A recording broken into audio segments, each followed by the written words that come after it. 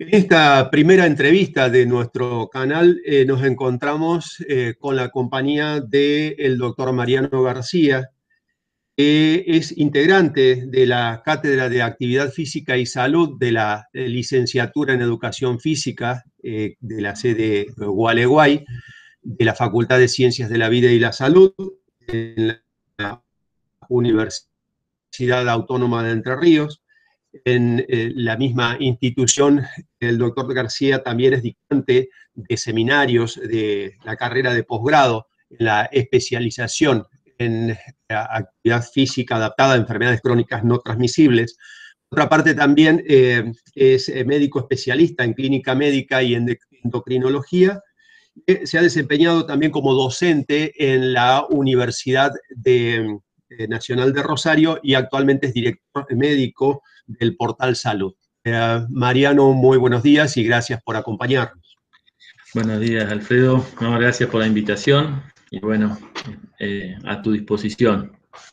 Bien.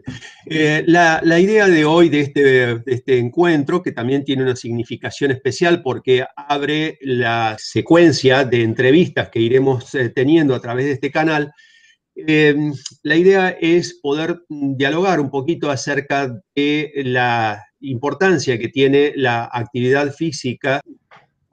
La pregunta que te hacía es, ¿qué es la diabetes? Que nos empieces contando de qué se trata esta enfermedad. Bueno, en líneas, digamos, podríamos decir que la diabetes no es una enfermedad en sí, sino que es un conjunto de enfermedades que tienen algunas cosas en común y después tienen diferentes mecanismos. Entonces, cuando todos sabemos, cualquier persona que le preguntemos qué es la diabetes nos va a decir, nos va a hablar de la glucosa elevada o de los niveles de glucosa en sangre elevada, de la glucemia elevada. Entonces, sí, eso es el punto común que tiene la diabetes, digamos, y es como la cicatriz que nos permite, digamos, identificar al asesino. Pero el problema no es la cicatriz, sino que es asesino, digamos, ¿está?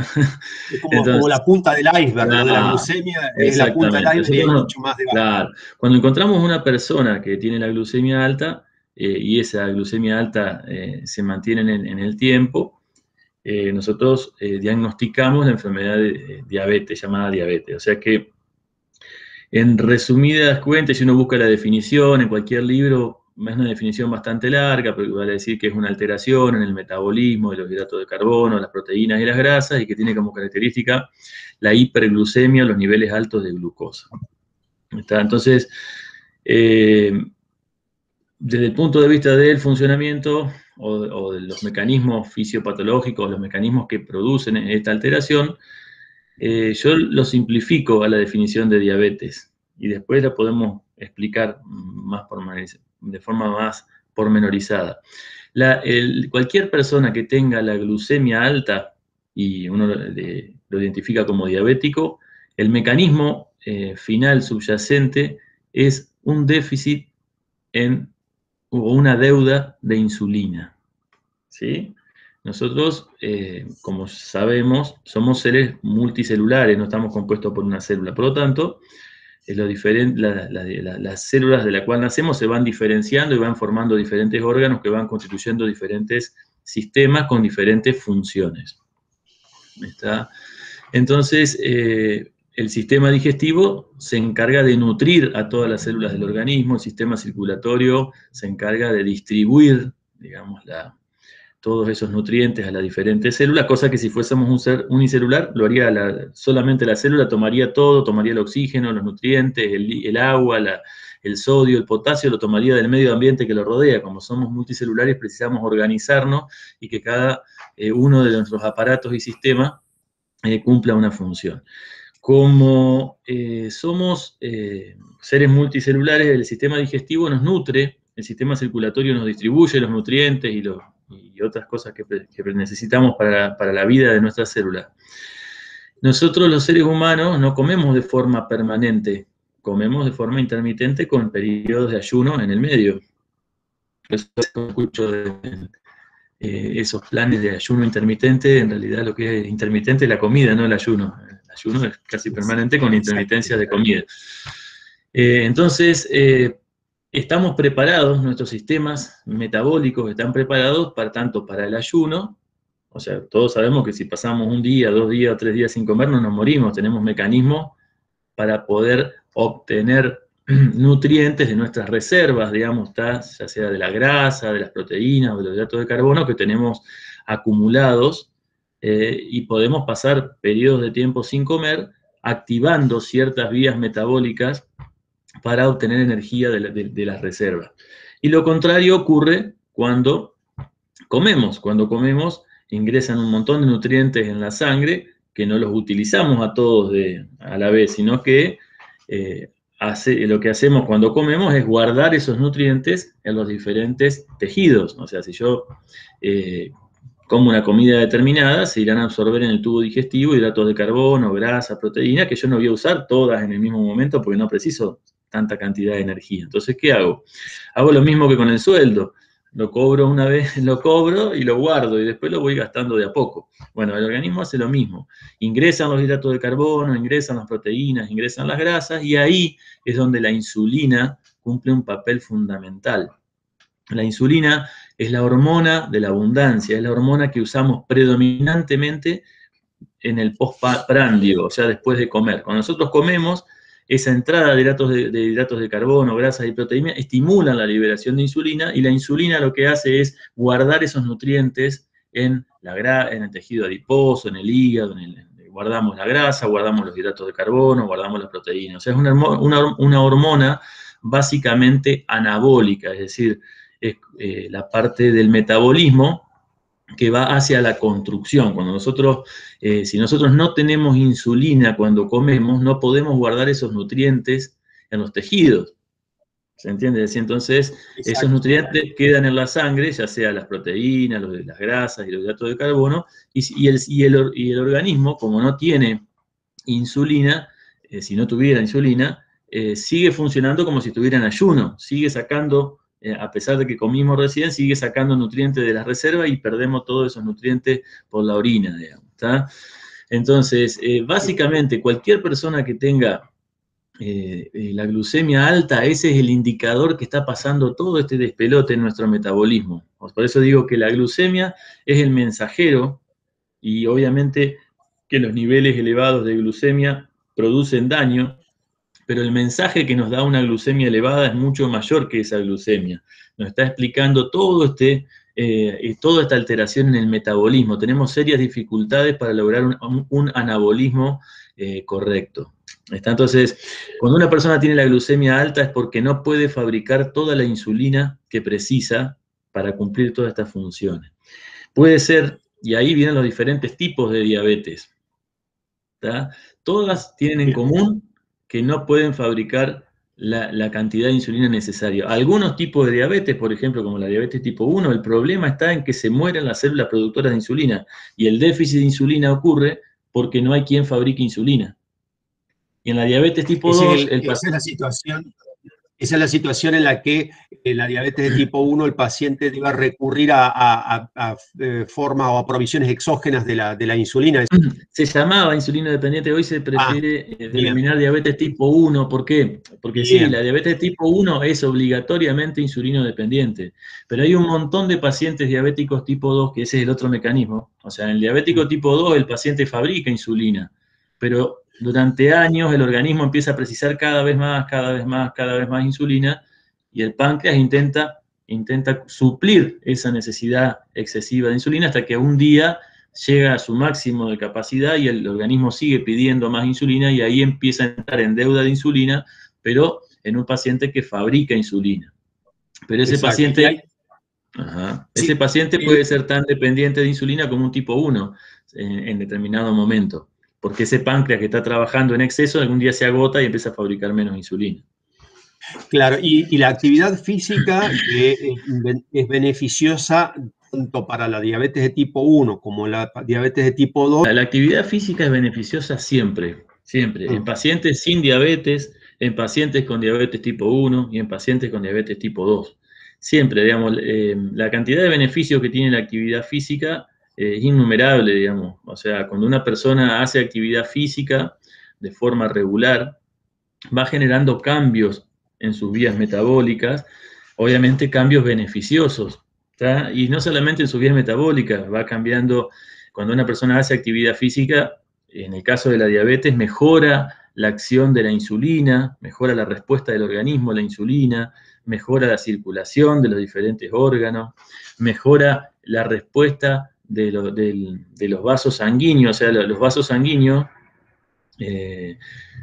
están tapizados por un epitelio que se llama endotelio, o sea, sería el tapizado de todos nuestros vasos sanguíneos. Y tiene la gran función, el endotelio, junto con el sistema de la coagulación, de hacer algo que es mágico, que es mantener la sangre líquida cuando tenemos los vasos sanos y transformar la sangre sólida cuando nos hacemos un corte, que es una cosa impresionante como es el sistema de la coagulación. Bueno, la sangre se mantiene líquida circulando por el aparato cardiovascular a través de un fino equilibrio entre factores procoagulantes y anticoagulantes. Bueno, la actividad física mejora mucho el funcionamiento del sistema de la coagulación, disminuyendo el riesgo de trombosis y de las complicaciones que ello trae, y mejora mucho el funcionamiento del endotelio de los vasos sanguíneos, que son fundamentales para mantener la sangre líquida y no se formen trombos, por ejemplo. Entonces, la actividad física tiene innumerables ventajas en todos los pacientes. Ahora, es diferente el enfoque que uno le da en las diferentes personas, digamos. Es decir, la actividad física es una herramienta, como toda herramienta, como puede ser un martillo, un destornillador. Si yo la uso correctamente, es muy útil, y si yo la uso mal, puede generar daño. Yo me puedo sacar un ojo con un destornillador, por ejemplo, o me puedo reventar un dedo con un martillo, y sin embargo son excelentes herramientas, todo depende del uso que uno le dé. Entonces, la actividad física tiene que ser, digamos, recomendada de forma razonable, obviamente por personas que entiendan de actividad física y entiendan de salud, porque no todas las personas son iguales. Entonces, bueno, si querés más adelante hablamos un poco de eso. Ese es el motivo, ese es el fin último de estos trayectos que estamos trabajando, de los que vos sos parte también, de ese trayecto de formación de especialistas en actividad física en relación a las enfermedades crónicas no transmisibles. Por eso es fundamental. Vos mencionabas recién algo relacionado al endotelio capilar. Y es posible a ese endotelio capilar y al engrosamiento del endotelio capilar que caracteriza a la diabetes, que genera señales en todos los tejidos y órganos del cuerpo humano. A esa microangiopatía diabética me estoy refiriendo. Mira, la diabetes, a ver, ¿cómo daña la diabetes? ¿Por qué produce daño? Obviamente, la diabetes es una enfermedad sistémica que produce daño básicamente en el aparato vascular. Lo que daña la diabetes son toda, para hablar en criollo, nuestra cañería, ¿sí? Nuestras arterias grandes y nuestras arterias más pequeñas y nuestros lechos arteriolas precapilares, digamos, todo. Cuando circula sangre con niveles de glucosa mayores a lo normal, eso genera cambios. ¿Por qué? Porque a las proteínas de todo el cuerpo, fíjate que, por ejemplo, nosotros para ver el nivel de control glucémico usamos la hemoglobina glucosilada, que para hablar en criollo, para hacerlo simple, podríamos llamarle hemoglobina azucarada. Entonces nosotros agarramos un glóbulo rojo que vive más o menos 3 meses, y como el glóbulo rojo circula por la sangre y es testigo de lo que pasa en la sangre las 24 horas del día, se le va a pegar a esa hemoglobina más o menos glucosa en función de los niveles de glucosa y del tiempo que haya estado elevado. ¿Está? Entonces, cuanto más alta la glucosa, perdón.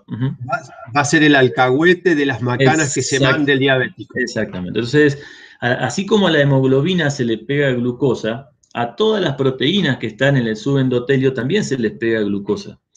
Y cuando, si el paciente diabético tiene niveles elevados de glucemia, empieza a generar todos estos cambios vasculares. Por eso, la diabetes daña principalmente por los niveles de glucosa. Cuanto más alto estén los niveles de glucosa, más daño. Cuanto más tiempo permanezca los niveles de glucosa elevados, más daño. Además, obviamente, de otros factores asociados a la diabetes que son amigos de la diabetes y que les ayudan a hacer daño, como es el tabaquismo, como es la hipertensión, como es el colesterol elevado, y como son otros factores que hoy no podemos medir en la medicina convencional, como son marcadores proinflamatorios y un montón de cosas, pero que sí podemos estimar en función del si el paciente es sedentario, si tiene una obesidad central, digamos, o sea, mucha grasa acumulada en el abdomen, porque eso es mucho más importante que el peso corporal total. O sea, todas esas cosas ayudan a la diabetes a hacer daño. Entonces, no es lo mismo tener un danino que tener una banda de danino. Entonces, el tratamiento del diabético va tendiente a no a corregir solamente la glucemia, sino a tratar todos los otros factores de riesgo para evitar el daño vascular. El objetivo final del tratamiento es evitar el daño vascular.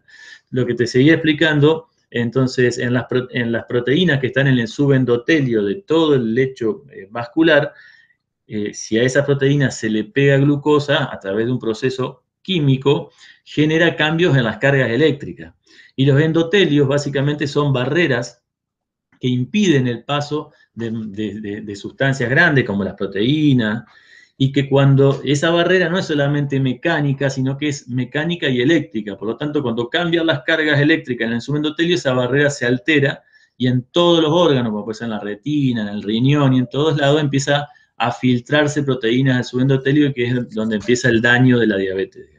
Claro, ese es el efecto devastador que tiene la diabetes, porque la persona que no está familiarizada con esto dice, pero ¿cómo? Puedo tener daños en la vista, puedo tener daños en la piel, puedo tener daños a nivel auditivo, puedo tener daños en las encías, ¿cómo puede ser que esta enfermedad, como es visto por eso que asoma del iceberg, que es el exceso de azúcar, cómo puede ser que me esté impactando en todo el organismo de esta manera? Y esta es como, digamos, una causa común, un factor común que explica todos esos daños. Digo esto en el sentido de enfocar el valor preventivo que tiene lo que vos señalabas recién en cuanto a la actividad física, que va a promover situaciones beneficiosas a nivel vascular. ¿Cómo actúan todo esto en sentido preventivo para poder operar desde la actividad física a la salud y la calidad de vida de las personas, ¿no? Perfecto, sí, totalmente de acuerdo. En cuanto a los factores de riesgo, ¿podríamos comentar algo acerca de cuáles serían estos factores de riesgo que podrían llevar a una persona a sufrir diabetes? Bueno, tenemos que dividir, digamos, la diabetes tipo 1, por ejemplo, la diabetes tipo 1 es totalmente distinta a la diabetes tipo 2. La diabetes tipo 1 básicamente tiene una herencia muy baja, eh, y generalmente, bueno, la causa de la diabetes tipo 1 es un mecanismo muchas veces autoinmune, es como el mismo sistema inmune del paciente daña, ataca, es como si tenemos un perro en casa y nos desconoce y nos ataca a nosotros, es como que el sistema inmune, que está para protegernos y para cuidar todo lo que sea nuestro y atacar cualquier cosa que sea ajena al cuerpo, se enloquece y empieza a atacar un órgano que es propio del cuerpo.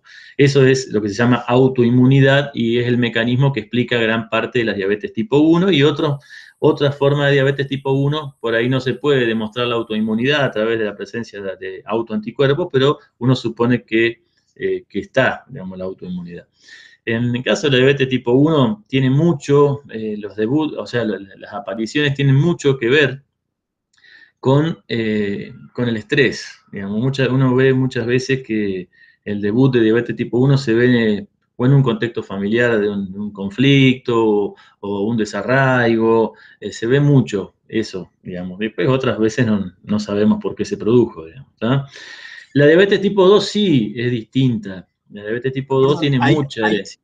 discúlpame, ahí es donde yo quisiera, en función, digamos, como funcional a nuestro curso de actividad física y salud, vincular esto que estás diciendo, que es sumamente específico con esos conceptos generales por ahí que vamos compartiendo en nuestra cátedra de salud acerca de ese concepto de salud, que no es solamente el bienestar físico, sino esto pone de manifiesto cómo lo psicológico y cómo lo externo, también llevado a lo social, impacta en una situación biológica, física en nuestro organismo.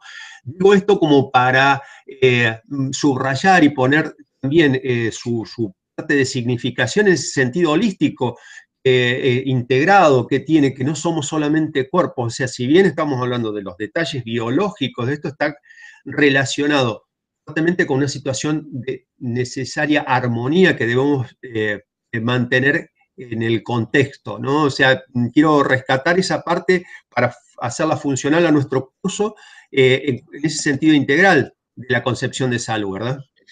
Mira, esa es la visión que yo tengo de la salud, digamos.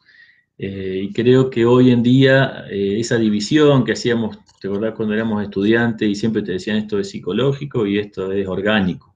Ah, No existe, digamos, nuestro cuerpo, nuestras emociones están en la misma pileta. Cuando cae petróleo en la pileta se mancha todo, digamos, o sea, no son compartimientos distintos. Yo te hago un ejemplo práctico. Una persona que tienen que amputarle una pierna, por el motivo que sea. Eso es un hecho físico, si nos ponemos como la vieja clasificación, un hecho orgánico. ¿De qué fallece? De depresión. depresión. No fallece de la Ah, amputación. claro.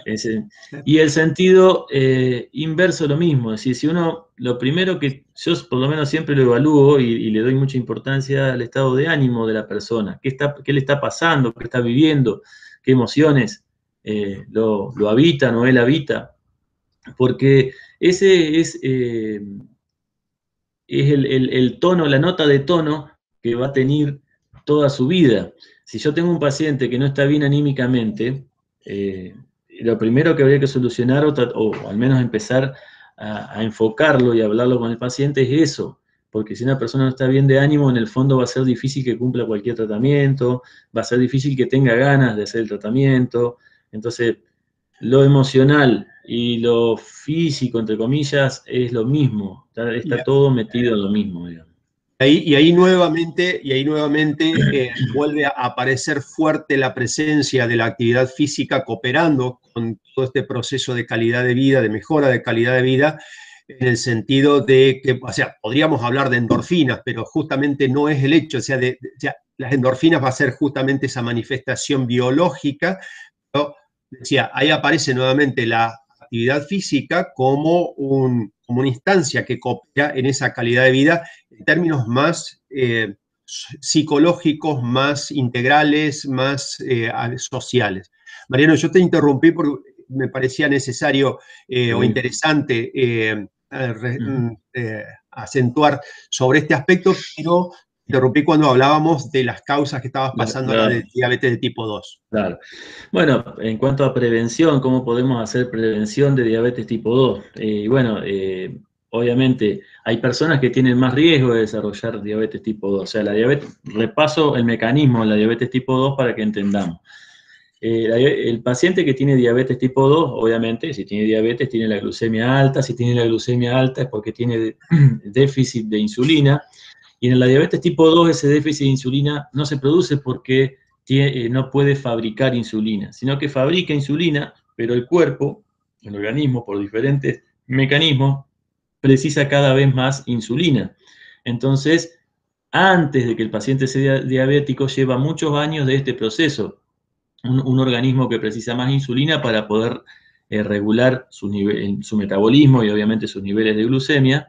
Entonces el páncreas compensa ese aumento del requerimiento con un aumento de la producción. O sea que hay todo un periodo de hiperinsulinemia, o sea, niveles altos de insulina, porque el organismo responde menos a la insulina y se precisa más insulina para un mismo objetivo.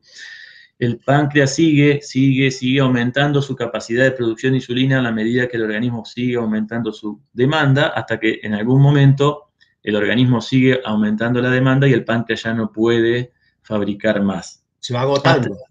digamos, llega a su máximo, se mantiene en su máximo durante un tiempo y después de un tiempo empieza a decaer, porque se agota, obviamente, y cuando el paciente es diagnosticado de diabetes tipo 2, ya la función celular beta está disminuida porque ya ese páncreas ya está agotado, digamos. Entonces, el páncreas, digamos, es una bomba de insulina perfecta. Si nosotros tuviésemos que comprarla como bomba de insulina o como microinfusor de insulina, saldría carísimo, porque el páncreas es perfecto, fabrica insulina, la libera según la cantidad que precisa el organismo, disminuye la liberación cuando el organismo precisa menos y baja los niveles de glucemia.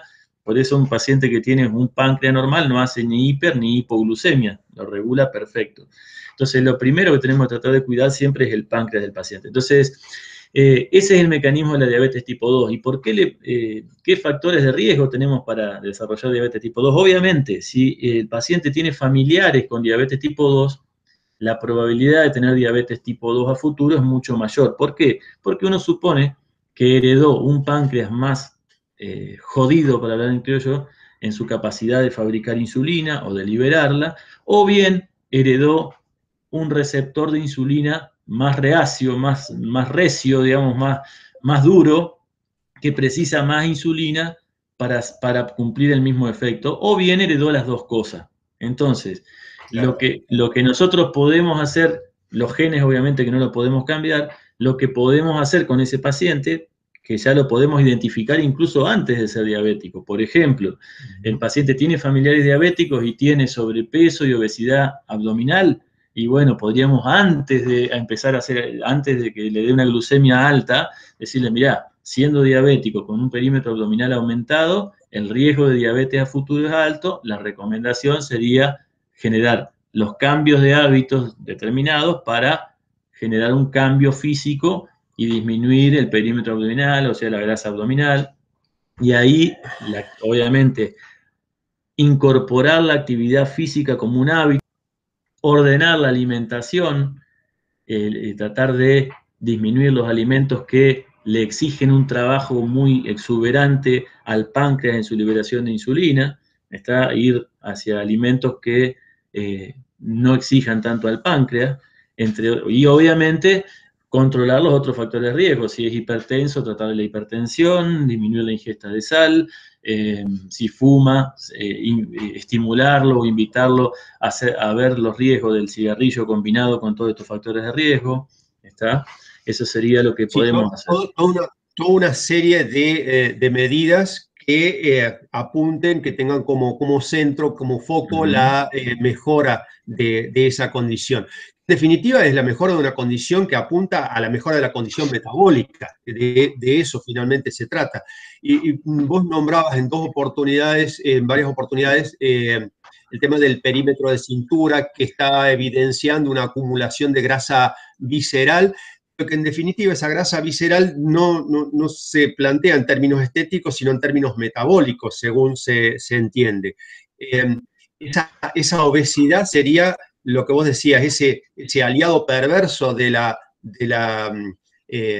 diabetes, pero generando condiciones metabólicas desfavorables para el individuo, pero favorables para la diabetes, la instalación de la diabetes, y desfavorables para el individuo, ¿verdad?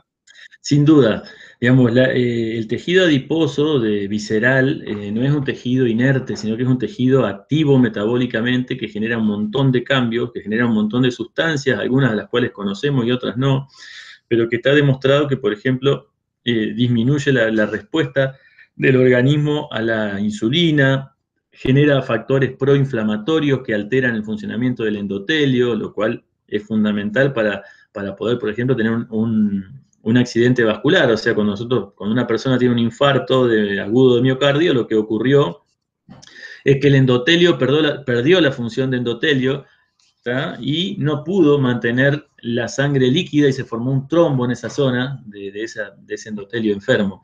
Bueno, el riesgo de padecer un evento vascular aumenta de forma lineal con el perímetro abdominal.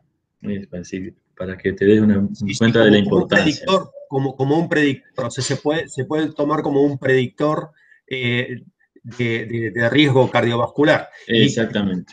En cualquiera de los sentidos. Y con todo esto seguimos sumando estos beneficios de la actividad física, no enfocados, o sea, a ver, como decíamos, referido a otro tema hace unos minutos, no podemos parcelizar esto acá separado de aquello otro allá. Cuando hablamos de actividad física para la salud, estamos viendo de que los beneficios, hoy estamos hablando de actividad física, los beneficios de actividad física en la diabetes, para la diabetes, pero es imposible hablar exclusivamente de beneficios exclusivos para la diabetes, porque al estar vinculado con lo vascular, con el sistema cardiovascular, con el acúmulo de grasas, estamos viendo cómo esa actividad física impacta en un sentido más amplio, mucho más amplio que en la prevención de una enfermedad en particular. Bueno, uno puede encontrar, no sé, un libro entero con los beneficios, es decir, disminuye los niveles de presión arterial, disminuye obviamente los niveles de glucemia porque mejora la respuesta del organismo a la insulina, ayuda a disminuir los niveles de triglicéridos, los niveles de colesterol LDL, que es el colesterol malo, y es el que se mete debajo del endotelio formando las placas de ateroma.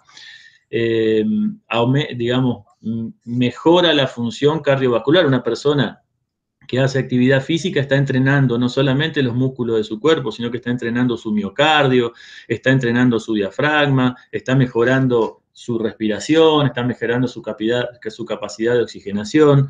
Y eso es lo que me viene a la cabeza en este momento, obviamente, así rápidamente, más que nada lo cardiovascular. Mejora la actividad física, mejora el funcionamiento del sistema de la coagulación y de la interacción de ese sistema con el endotelio, mejora la función del endotelio vascular, mejora, digamos, una persona que hace actividad física tiene otros beneficios, como por ejemplo, si la actividad física se hace en tierra, mejora el depósito de calcio en el hueso, mejora el balance de calcio en el hueso, y no solamente que mejora el esqueleto y la fortaleza del esqueleto y lo hace menos frágil, sino que también la actividad física disminuye el riesgo de caída, porque mejora los reflejos, mejora la respuesta del paciente ante un accidente, ante un tropiezo, y todas esas cosas hacen que el riesgo global de esa persona mejore, digamos. O sea, a ver, pensemos en una persona grande que hace actividad física regular, la probabilidad de caerse y quebrarse la cadera, por ejemplo, es mucho menor que una persona que no hace actividad física, que cuando camina hasta el baño tiene serias dificultades y la probabilidad de caerse es mucho mayor. Con una propiocepción más ejercitada. Exactamente. ¿No? Eso es importantísimo. Y desde el punto de vista psicológico, tiene una importancia bárbara, digamos, ¿no? La actividad física por todos los cambios cardiovasculares. Obviamente que si la sangre nos circula con mejor oxigenación, tenemos todos estos cambios vasculares, seguramente nos vamos a sentir mejor, pero también la persona cuando hace actividad física es un momento en el cual conecta su cabeza con su cuerpo, empieza a tener registro de su cuerpo.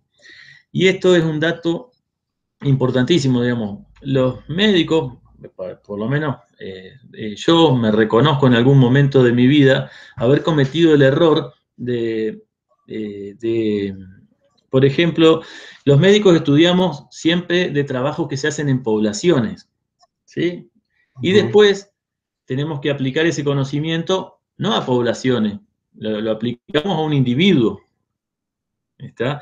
Entonces, a veces, durante mucho tiempo, decir, bueno, hay que caminar 1 hora, hay que caminar media hora. Y a veces la actividad física es un tema mucho más amplio que eso. No quiere decir que uno tenga que hacerlo caminar 1 hora al paciente. Pues nosotros estudiamos, en los estudios se evalúan poblaciones y nosotros tenemos que tratar individuos. Entonces, la actividad física, eso ahí el profe tiene mucha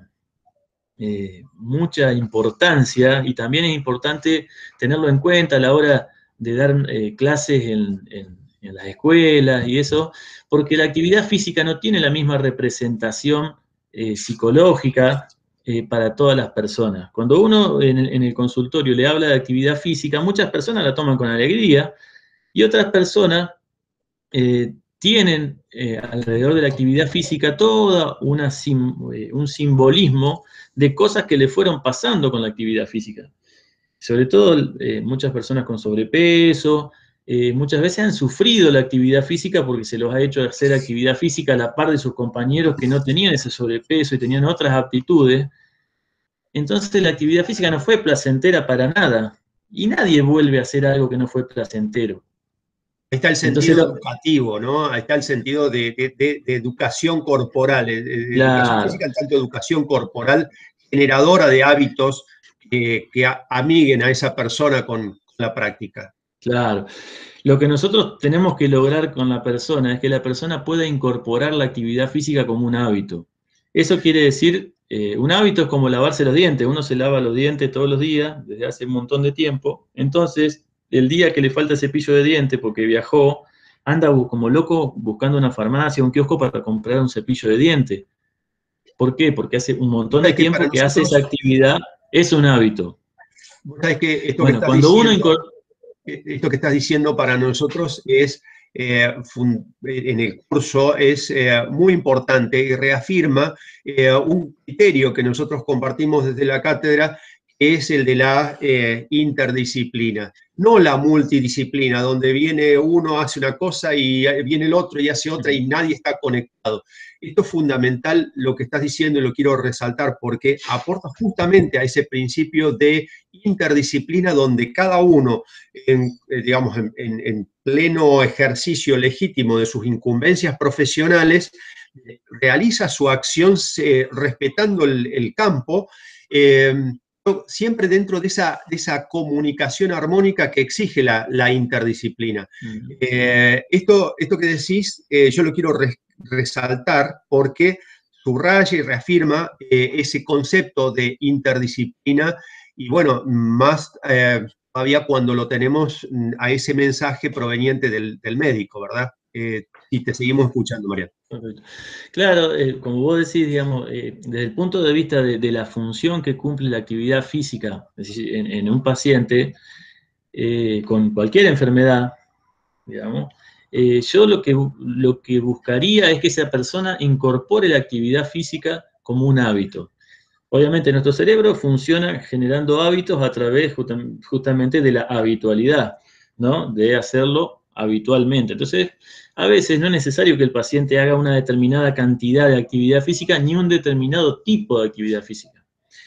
Y en las personas por ahí que te cuentan que la actividad física no tiene una representación linda porque le recuerda sufrimiento, burla, cansancio, dolor, entonces invitarlos a resignificar en su cabeza la actividad física, es decir, bueno, a partir de ahora vamos a tratar de que ese concepto que vos tenés y con todas las razones del mundo tenés, tratar de darle otro significado, que a partir de ahora usando la neurobiología como ayuda y usando la lingüística, tratar de no usar palabras con nosotros mismos que hagan que eso sea más difícil. Digamos, el cerebro humano parece que no tiene alma de esclavo. Entonces, cuando nosotros nos dicen lo que tenemos que hacer, nuestro cerebro va a tender a no hacerlo.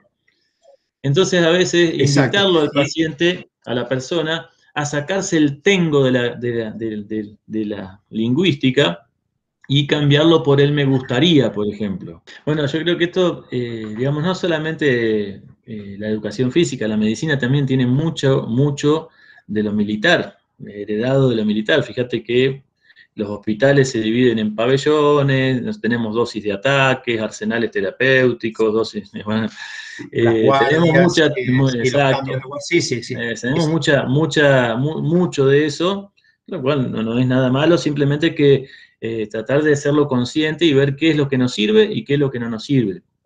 Entonces, el profe de educación física también puede incorporar en su charla con los alumnos el ver qué representa para cada alumno la actividad física. Y en aquellos que todos sabemos que está bueno que la gente adopte la actividad física como un hábito y tenemos que ser generadores de eso. O sea, a esa persona que no se lleva con la actividad física, no la tiene entre sus cosas importantes, cariñosamente, amorosamente, agarrarlo de la mano y llevarlo a juntarse con la actividad física y a resignificarla en su cabeza de una forma distinta, que no sea sinónimo de sufrimiento, de dolor, de agitación.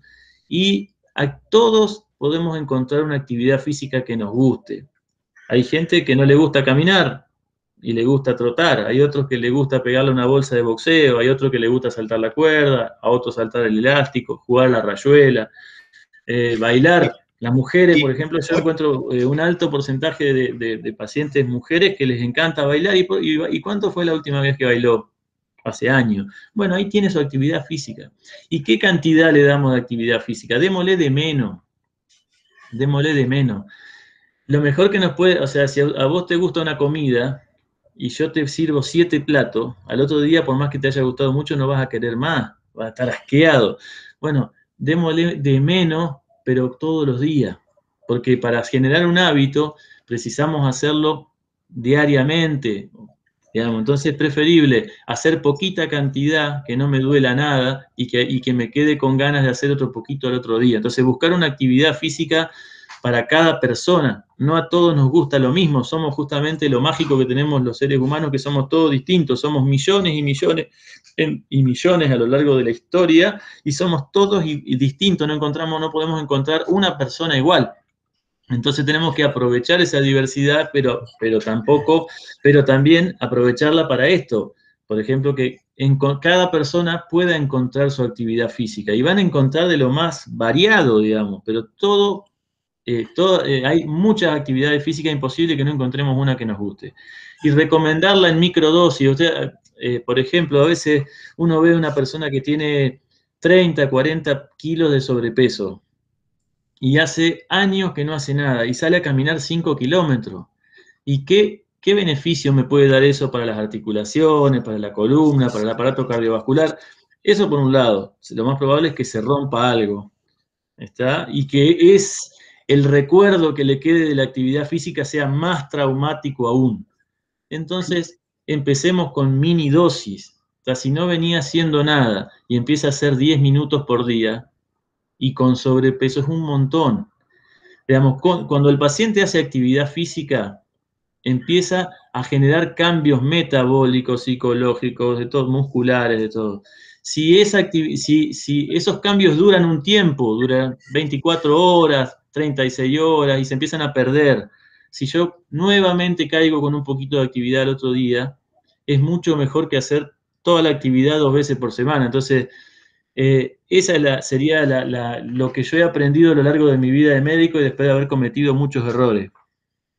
es tan valioso lo que nos estás diciendo porque desde el punto de vista médico subraya y suscribe lo que venimos planteando acerca, pues es que en la cátedra de salud nosotros no hablamos de entrenamientos, porque respetamos los entrenamientos y los dejamos a quienes saben de entrenamiento. Yo particularmente de entrenamiento sé poco y nada, pero, y en ese respeto se plantea lo siguiente: cuando nosotros hablamos de intervenciones a través del ejercicio, en las que claramente se diferencian poblaciones distintas. No es comparable la población de deportistas con la población de personas que padecen enfermedades.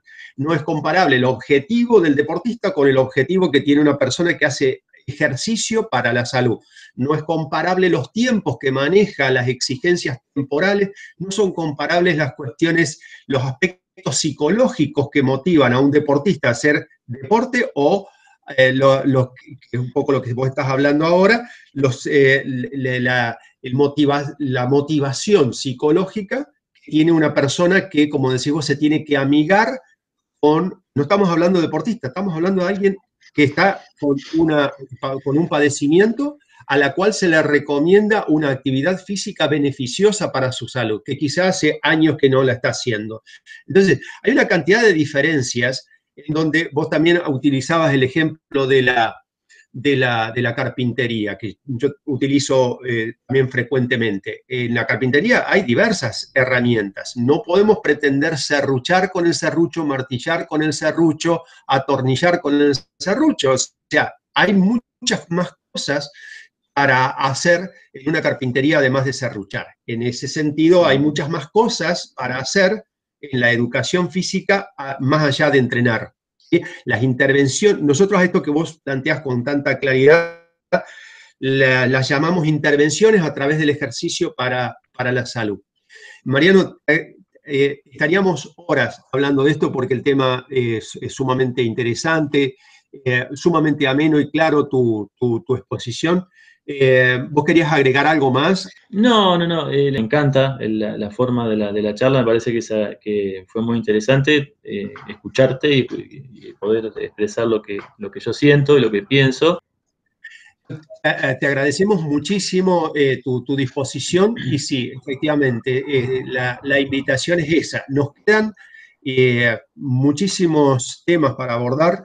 De la diabetes da para que lo continuemos, pero también te invitamos a que podamos estar hablando de otras enfermedades crónicas no transmisibles en relación a tu profesión y a la experiencia que vos nos puedas compartir, como por ejemplo hipertensión, obesidad, y bueno, y en eso queda